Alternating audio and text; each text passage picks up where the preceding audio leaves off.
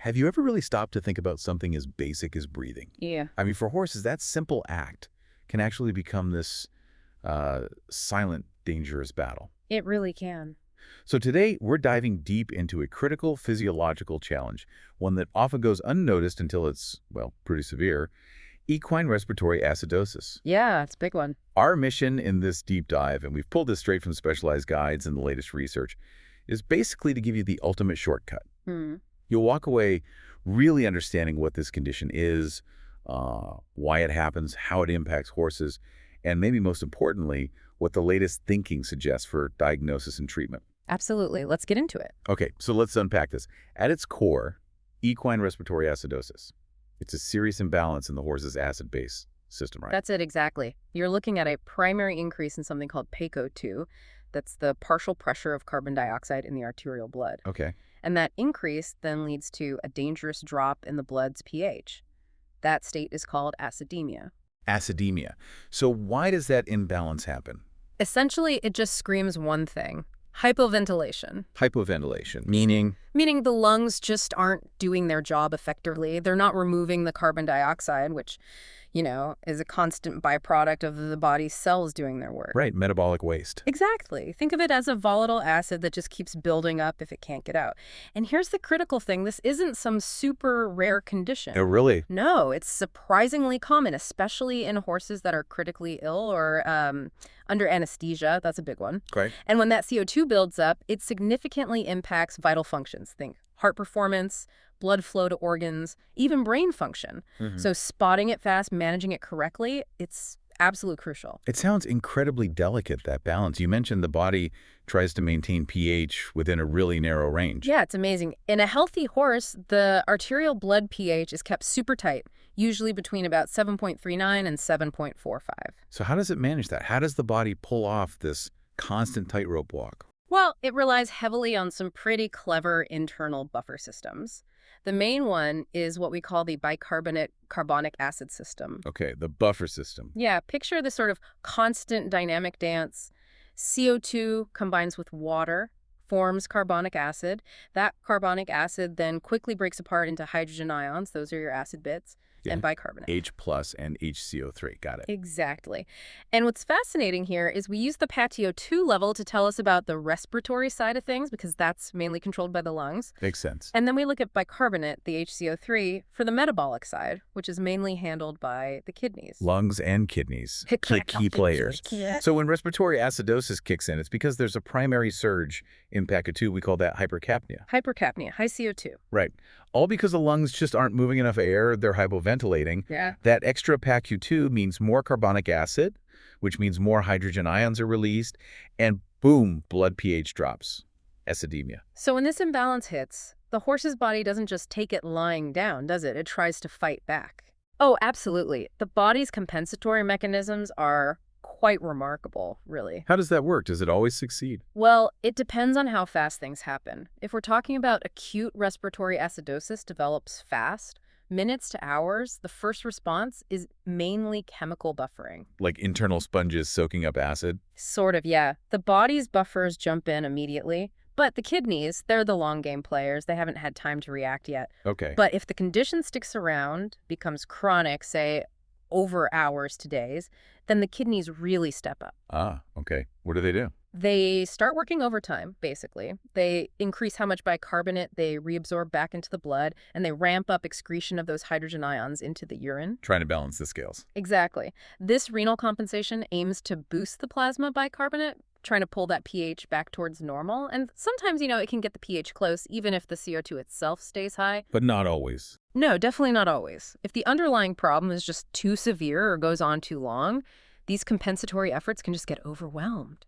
Okay, so we've got the internal struggle. Yeah. But what actually causes this in the first place? Yeah. What are the main reasons a horse's breathing gets compromised like this?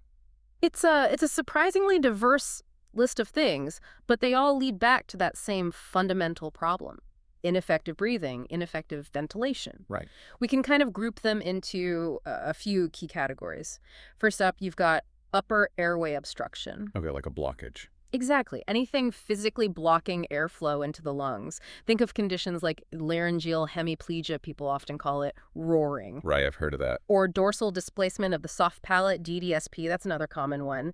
But it could also be, epiglottic entrapment, swelling in the throat, a collapsed trachea, even just a foreign object stuck in there. Wow, okay. What else? Then you've got lower airway and lung parenchymal diseases. These affect the actual lung tissue, the tiny air sacs where gas exchange happens. Deeper down. Yeah, much deeper. Common examples are things like recurrent airway obstruction, RAO, you might know it as heaves. Like horse asthma. Pretty much, yeah. Or severe ammonia, pleuritis, that's inflammation of the lung lining, or even fluid in the lungs, pulmonary edema. Okay. Now here's something interesting, a crucial insight, really. Even with severe lung disease like pneumonia, you rarely see respiratory acidosis purely because CO2 can't diffuse across the barrier. Oh, why that? Because CO2 is incredibly good at diffusing. It moves across membranes really easily. So if a horse is acidotic from CO2 buildup, it tells you the primary issue is almost always ventilation, getting air in and out, not just the gas exchange itself. That's a key distinction. Exactly. Ventilation, not just diffusion. Exactly. Then we have neuromuscular disorders. Affecting the breathing muscles. Right. Either the muscles themselves or the nerves controlling them. Think botulism that causes muscle weakness, flaccid paralysis. Yeah. Or tetanus, which is the opposite, rigid, painful muscle spasms, even things like equine motor neuron disease or toxins from, say, box elder seeds that cause seasonal pasture myopathy. So nerve or muscle failure stops the breathing mechanism. Precisely. Another really big category, especially clinically, is central nervous system depression. CNS depression. The brain's control center. Yeah. And the number one cause here by far is general anesthesia. Ah, okay. The anesthetic drugs themselves. Yes, they directly depress the respiratory control center in the brainstem. Overdoses of strong sedatives or narcotics can do it too, or lesions in the brainstem. And interestingly, even severe metabolic acidosis can sometimes paradoxically depress that respiratory drive.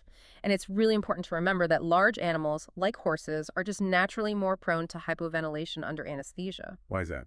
Just their size? Their sheer size, how they have to be positioned. It all contributes. Makes sense. Any other categories? Yep, one more main one. Mechanical restriction of the chest wall or lung expansion. So something physically squeezing the lungs. Exactly, like fluid in the chest cavity, pleural effusion, or air pneumothorax both compress the lungs, or severe abdominal distension. Like bad colic. Yeah, a gut full of gas, a twisted colon, even late-term pregnancy pushing up on the diaphragm.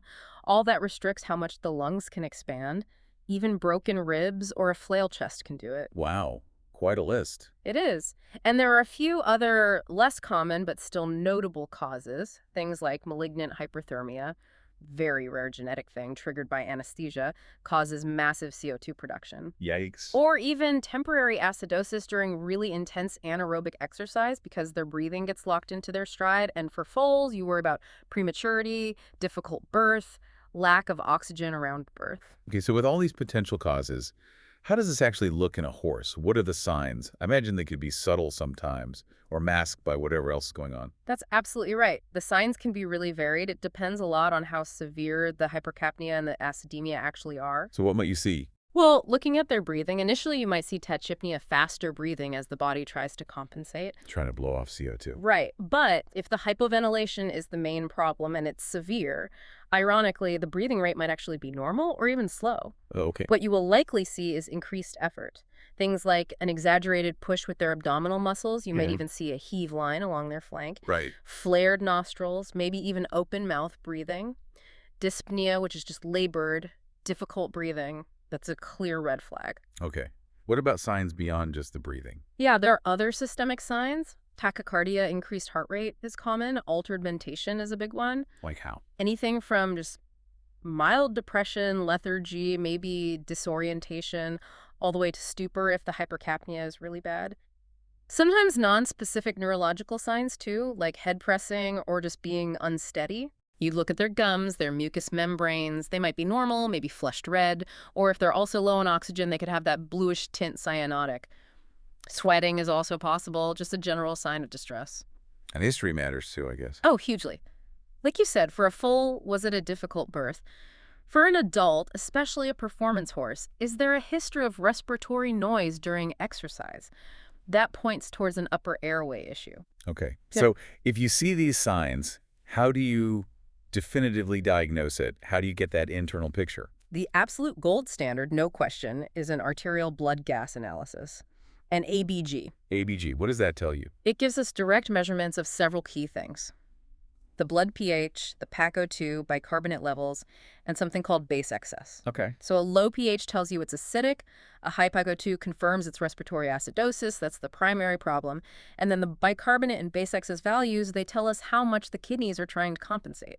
Ah, so that helps distinguish acute versus chronic. Exactly, really crucial distinction. Is ABG the only way? It's the gold standard.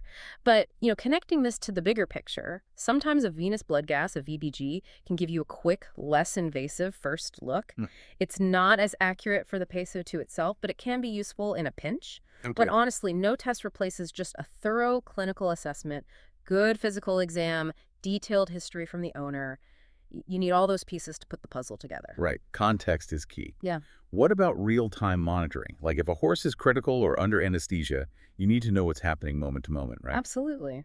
Real-time monitoring is indispensable then. Yeah. Capnography is invaluable. Capnography. Yeah, it's a non-invasive way to continuously measure the CO2 at the end of each exhaled breath. We call that end-tidal CO2 or EtCO2. Yeah. And that EtCO2 value correlates remarkably well with the arterial PaCO2. So it's our go-to for tracking ventilation during anesthesia or if a horse is on a ventilator. Very useful. Definitely. Though there's an important nuance you need to remember. In horses that are anesthetized or lying down, that EtCO2 reading can actually underestimate the true arterial PaCO2. Ooh, by how much? Usually by about 10 to 15 millimilli Hg, give or take. It's because of ventilation-perfusion mismatch, basically. Blood flow and airflow aren't perfectly matched in all parts of the lung when they're down. So you have to factor that in. You do. You interpret the number with that potential difference in mind. And just quickly, for collecting those blood gas samples, ABG or VBG, it has to be anaerobic, no air bubbles, and analyzed right away or kept on ice. Accuracy is paramount. Got it. Okay, so once you have the diagnosis, what's the game plan? What are the main goals for treatment, and what do you actually do? The core principle is always, always, always improve alveolar ventilation. Get that PaCO2 down. Makes sense. But the most crucial step for actually fixing it long-term is finding and addressing whatever underlying cause is driving the hypoventilation. Right. Treat the root problem. Exactly. So the interventions are really tailored to the specific cause. For example, in an emergency, say severe upper airway obstruction that's life-threatening, an emergency tracheostomy might be needed right then and there to secure an airway. Medications play a huge role too, obviously. Things like anti-inflammatories, NSAIDs, steroids to reduce swelling, bronchodilators, albuterol, clenbuterol, especially for things like RAO to open the airways, antibiotics if there's bacterial pneumonia, diuretics if there's pulmonary edema, and oxygen therapy can help support oxygen levels even though the main issue is CO2. Okay. What about direct ventilation support? Yeah, that's key for things like CNS depression or severe neuromuscular problems. It might be manually assisting breathing during anesthesia, literally backing them. Right. Or it could mean full mechanical ventilation, putting them on a ventilator. Though it's worth saying mechanical ventilation is incredibly intensive, very costly, and often the prognosis is guarded because the underlying condition is usually so severe. I can imagine. And for those mechanical restrictions we talked about, treatment might involve, say, thoracocentesis, draining fluid or air from the chest, or abdominal decompression, maybe passing a tube or using a trocar if severe bloat is squishing the diaphragm. Relieving the pressure. Exactly. And don't forget environmental management. For something like RAO, keeping them in a dust-free environment, wetting hay, using pelleted feed, that's absolutely critical. That's a really comprehensive approach, hitting it from all angles. But this raises a question for me. It seems intuitive. If the horse is acidic, wouldn't you just give bicarbonate to neutralize the acid? Why wouldn't that be a go-to? Yeah, that's an excellent question, and it highlights a really common misconception. It feels logical, right? Acid needs base. Exactly. But generally, bicarbonate administration is actually not indicated for primary respiratory acidosis. In fact, it can make things worse. Really? How? Well, think about it. When you give bicarbonate, you're adding the metabolic buffer. But if the horse's core problem is that it can't effectively blow off CO2 through the lungs, then when that bicarbonate buffers the hydrogen ions, the chemical reaction actually produces more CO2 as a byproduct. So if the lungs are already failing to get rid of CO2, and you create more CO2 internally, you're essentially pouring fuel on the fire. You can paradoxically increase the POCO2 even further and worsen the respiratory acidosis. Wow. Okay, that makes sense now. Counterintuitive, but logical. It is, and there's another risk too, something called post-hypercapnic alkalosis. If you give bicarb and then the horse's ventilation suddenly improves and CO2 drops rapidly, now they're left with this artificially high bicarbonate level and they swing the other way into alkalosis. Tricky balancing act. Very. So bicarb is really only considered in very specific, complex, mixed acid-base disorders where there's also a severe metabolic acidosis happening at the same time. But even then, fixing the ventilation is always priority number one. Okay. Are there any drugs that stimulate breathing? There are, yeah. Things like caffeine or doxapram. They're sometimes used in very specific cases like newborn foals with perinatal asphyxia or some muscle weakness issues. But not routinely in adults. Not really, no, especially not in anesthetized adults. In that setting, directly managing their ventilation, assisting or controlling it is much preferred and way more effective. Right. Okay, so let's say treatment is underway. What happens next? What kind of monitoring is needed? What's the typical outlook? And importantly, can we actually prevent this? Post-treatment, continuous monitoring is absolutely essential. You're doing frequent clinical checks, respiratory rate, effort, depth, checking gum color, heart rate, their mental state. Keeping a close eye. A very close eye. And serial arterial blood gas analyses are critical. They tell you if the ventilation is actually improving and show you the trend over time. Tracking progress. Exactly. Plus, those non-invasive tools like pulse oximetry for oxygen levels and capnography for EtCO2 are invaluable for that real-time data stream. They let you react quickly if things change. And the prognosis, what's the outlook? It really, really depends heavily on the underlying cause. What started it? How severe is it? And crucially, can we actually resolve that root problem effectively? So it varies a lot. Hugely. For instance, if the acidosis was just due to anesthesia and it was managed well with ventilation, or maybe a mild case of RAO that responds well to environmental changes and meds, prognosis is generally good. Okay. But if you're dealing with severe, unrelenting upper airway obstruction or advanced lung disease with permanent damage, or a progressive neuromuscular disease like botulism, or severe CNS depression that just isn't responding, then the outlook becomes much more guarded, often poor. And low oxygen makes it worse. Definitely. If there's severe hypoxemia, really low blood oxygen alongside the respiratory acidosis, that significantly worsens the prognosis. Okay. So what does this all mean for prevention? How can we try and stop this whole cascade from even starting? Prevention really boils down to being proactive about managing all those potential underlying causes. Makes sense. Like what specifically? Well, during general anesthesia, it means rigorous monitoring, especially EtCO2, and being ready and willing to implement controlled ventilation. Don't just let them hypoventilate. Vigilance during anesthesia. Absolutely. For respiratory diseases, it means aggressive early treatment of infections.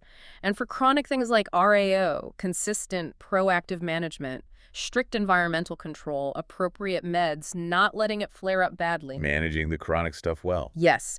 For those upper airway problems like roaring or DDSP, especially in performance horses, getting an early diagnosis and doing corrective surgery can prevent those acute episodes of distress down the line. Fixing the anatomy. Exactly. For neuromuscular diseases, it's things like vaccination for tetanus, good wound hygiene, being aware of botulism risks like contaminated feed, basic husbandry, but critical. Yeah. And finally, just being quick to diagnose and treat anything causing severe abdominal distension. Relieving that pressure on the diaphragm is vital for allowing normal breathing mechanics. So a lot of it comes down to good, proactive management of other health issues. That's a huge part of it, yes. It's really incredible when you think about it, isn't it? The sheer complexity and resilience packed into the equine body. Something as seemingly simple as breathing involves this incredibly intricate, life-sustaining balance. It really is phenomenal, and understanding conditions like respiratory acidosis, it gives you such a profound insight into that physiological interconnectedness, not just in horses, but really across all biological systems. It just underscores how important it is to, anticipate challenges, think critically, and step in before a system gets completely overwhelmed. It's a powerful reminder. It is. And maybe think about this. Those sophisticated compensatory mechanisms we see so clearly in equine respiratory acidosis, they reflect these broader principles of physiological balance that are happening in all species, including us. What does this deep dive really reveal about the countless sort of invisible physiological battles going on inside our own bodies or in other living things around us right now? Battles we're completely unaware of, usually, until a critical system finally gets pushed past its breaking point. Makes you wonder, doesn't it?